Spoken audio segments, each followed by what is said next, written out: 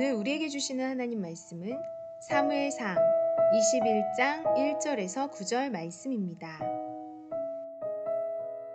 다윗이 노베 가서 제사장 아히멜렉에게 이르니 아히멜렉이 떨며 다윗을 영접하여 그에게 이르되 어찌하여 내가 홀로 있고 함께하는 자가 아무도 없느냐 하니 다윗이 제사장 아히멜렉에게 이르되 왕이 내게 이를 명령하고 이르시기를 내가 너를 보내는 것과 내게 명령한 일은 아무것도 사람에게 알리지 말라 하시기로 내가 나의 소년들을 이러이러한 곳으로 오라고 말하였나이다.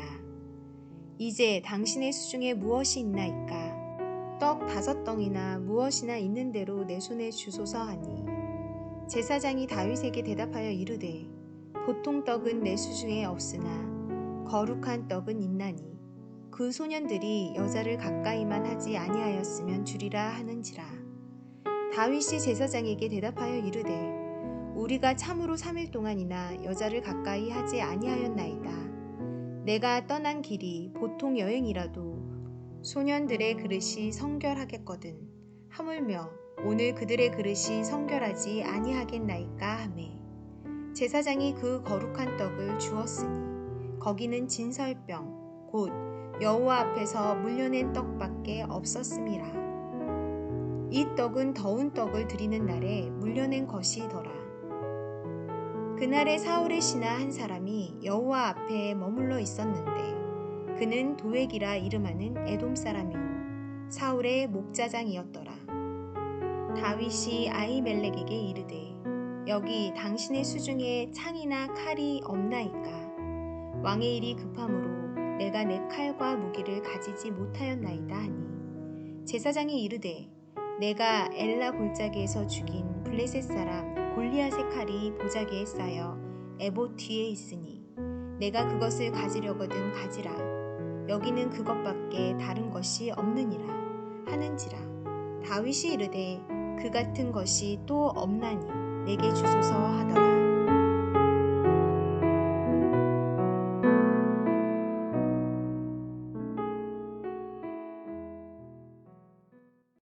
오늘부터는 다윗의 광야 생활이 시작이 됩니다. 다윗을 죽이려는 사울로부터 피하기 위해 시작된 이 여행은 이제 10년 동안 진행될 것입니다. 이 여행을 통해서 다윗은 겸손해질 수 있었고 정결해질 수 있었습니다. 왕이 되기 위해서 광야 생활은 필수적이었다라고 말할 수 있는 것입니다. 우리는 광야 같은 어려운 고난을 통과해야만 인생의 가면을 벗고 내가 누구인가를 직면할 수 있습니다. 자동차가 매끄러운 아스팔트만 달리고 있다면 그 차의 성능이 어떤지는 확인할 수 없을 것입니다. 그러나 돌짝밭을 지나고 높은 언덕길을 올라갈 때 차의 성능이 어떠한지를 알 수 있습니다. 우리 인생도 고난이라는 돌짝밭과 높은 언덕을 올라가야만 내 신앙과 인격이 어느 정도인지를 확인할 수 있게 되고 부족한 부분을 잘 연단받아 귀하게 준비될 수 있는 것입니다.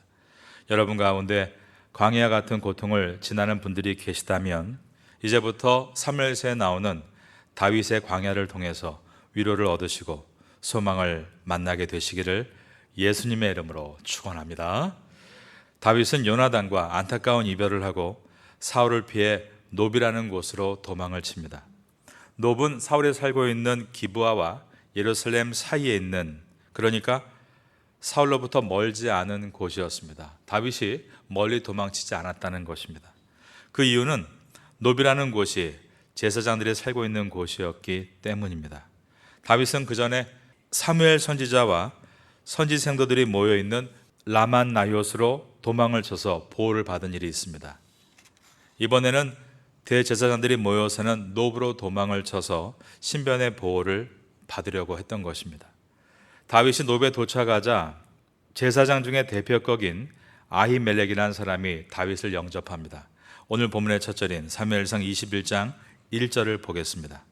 다윗이 놉에 가서 제사장 아히멜렉에게 이르니 아히멜렉이 떨며 다윗을 영접하여 그에게 이르되 어찌하여 내가 홀로 있고 함께하는 자가 아무도 없느냐 하니 아히멜렉이 다윗을 맞이할 때 떨었던 이유는 그 시대의 사울 왕이 어떤 왕이었는지를 보여줍니다. 이스라엘 백성들은 자기들도 다른 나라 백성들처럼 왕이 있다면 다른 나라의 위협으로부터 안전하고 더 잘 살 것이라고 기대했습니다. 그러나 왕을 세우자 왕은 명령하고 자신들은 복종해야 했으며 왕의 명령에 의해서 죽임을 당하는 일도 생기게 됐습니다. 그러므로 왕이 보낸 다윗이 왔을 때 이 아히멜렉은 두려워 떨었던 것입니다. 오늘날도 세상의 여러 지역과 나라에서는 공권력이 국민에게 오히려 두려움의 대상이 되곤 합니다. 우리가 살고 있는 태국과 가까운 나라 버마를 한번 보십시오. 집에 경찰이 들이닥치거나 군인들이 애워싸면 나를 보호해주기 온다라기보다 나를 잡아가려고 온 것인가라는 두려움을 갖는 것입니다. 아히멜렉은 사울의 부하인 다윗이 온 것에 대해서 혹시 제사장들에게 해코지를 하려고 온 것이 아닌가 하는 불안함이 있었습니다. 그런데 다윗이 군사들을 이끌고 오지 않고 혼자 온 것이었습니다. 그러자 아히멜렉이 왜 혼자 왔냐고 다윗에게 묻습니다. 그러면 다윗은 뭐라고 대답해야 합니까? 사울 왕이 자신을 죽이려 함으로 도망쳐서 이곳에 혼자 왔습니다 라고 말해야 정직한 대답이 됩니다. 그런데 다윗은 자신이 혼자 온 이유는 사울 왕이 은밀하게 임무를 줬기 때문이고 다른 병사들은 이제 직결제에서 만날 예정이다라고 거짓말을 합니다. 2절 말씀을 보겠습니다. 다윗이 제사장 아히멜렉에게 이르되 왕이 내게 이를 명령하고 이르시기를 내가 너를 보내는 것과 내게 명령한 일은 아무것도 사람에게 알리지 말라 하시기로 내가 나의 소년들을 이러이러한 곳으로 오라고 말하였나이다. 하나님의 말씀인 성경이 이 내용을 있는 그대로 기록하는 목적을 우리가 알아야 합니다. 다윗이 완벽한 사람이 아니었다는 것을 보여주기 위해서입니다. 다윗도 우리와 비슷한 사람이었다는 것을 알게 하기 위해서인 것입니다. 사무엘상은 초대왕 사울이 대선지자 사무엘에게 거짓말하는 내용이 기록되어 있었습니다. 그리고 이제 앞으로 2대 왕이 될 다윗도 지금 대제사장 아히멜렉에게 거짓말하는 내용을 그대로 기록하고 있습니다. 그러므로 다윗이 사울보다 더 완벽해서 쓰임받은 것이 아니라는 말입니다. 다윗은 나중에 간통죄도 저지르고 사건을 은폐하는 과정에서 살인교사죄도 저지릅니다. 직분을 오래 맡을수록 오히려 더 많은 죄를 지었다는 것입니다. 그런데 이런 거짓과 실수투성이인 다윗이 어떻게 그렇게 하나님 앞에서 오랫도록 쓰임받을 수 있었는가? 그 이유는 다윗은 한 번도 하나님을 떠나지 않은 사람이었기 때문이다. 이것이 사무엘서의 가르침입니다.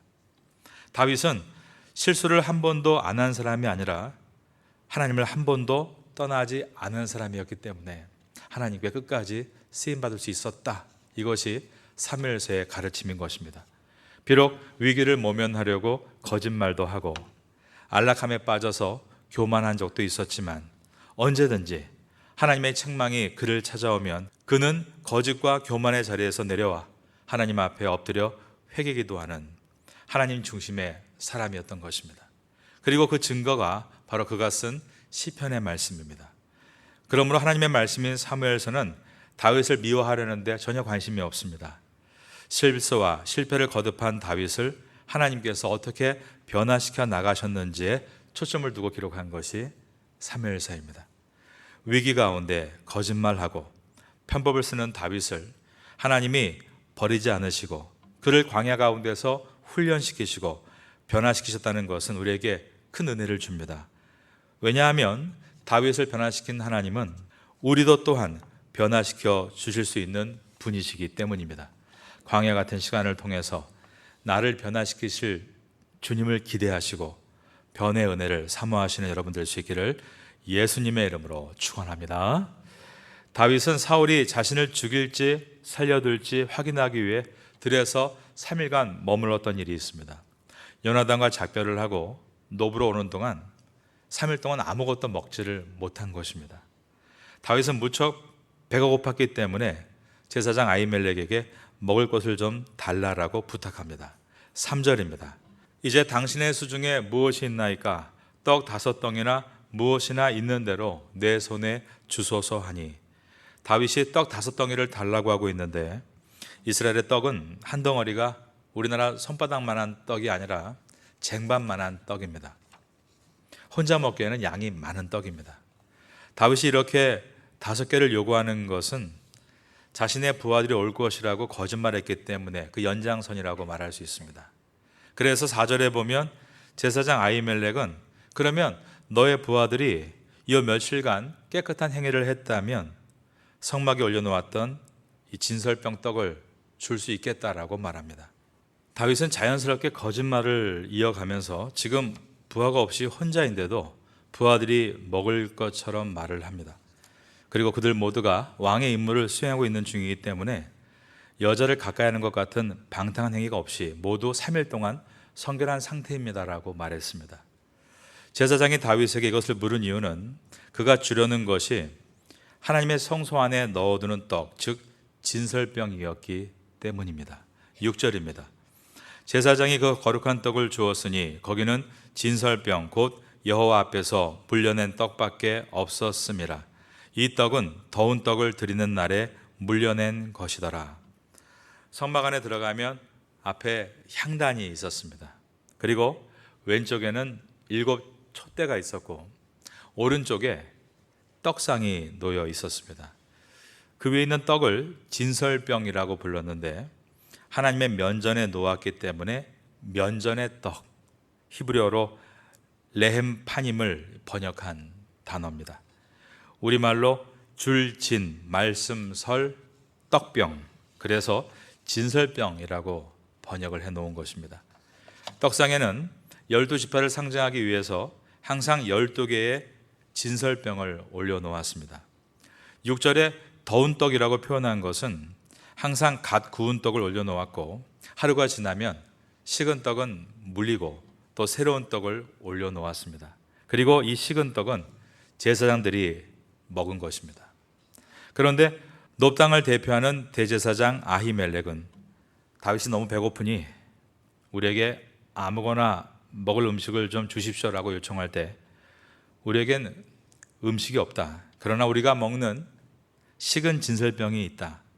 이거라도 필요하다면 줄 수 있다. 그런데 이 음식은 거룩한 몸일 때만 먹을 수 있는 음식이다 라고 했습니다.